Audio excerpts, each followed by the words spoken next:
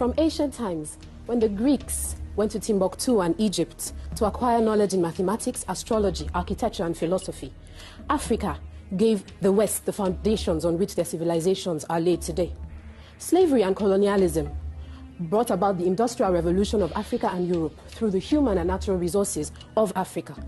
Today, Africa still continues to fuel the lifestyle of the West, producing the essential raw materials that make up 65% of the imports of the United States, 45% for France, and 65% again for the United Kingdom.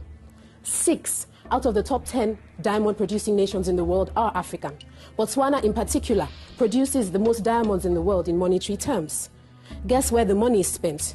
80% of the diamond industry's money is in New York City, 57 billion US dollars. And anybody who's heard the story of blood diamonds knows what this has cost Africa. According to statistics from the United Nations, 37% of the workforce of the United Kingdom is made of Africans, not British Africans, Africans. Due to overuse, pollution, environmental degradation, the natural resources of the West are gradually coming to an end, regardless of technology and whatever measures are put in place. The truth is unavoidable. It is inevitable. Africa will be the sole source of natural resources, not just for the whole world, the West in particular. Let's face the truth. The West is coming to the end of an era. Africa is just beginning. Thank you. For the sake of argument, yes, the West provides Africa with aid, but at what cost? The IMF and the World Bank constantly coerce African governments to open their countries up to Western corporations.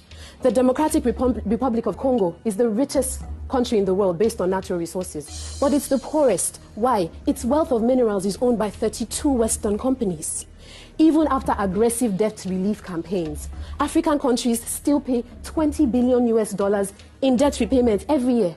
A stark reminder that this foreign aid you speak of is not free. The notion that the West educates us in any way is a myth, because they simply use a psychological means to make us dependent on them. Let's not deny the facts that Africa contributes 70% of the world's cocoa, 34% of its coffee, 50% of the gold that the world uses is from Africa. Let's face facts. Africa, if taken out of the equation, leaves the West finished, empty,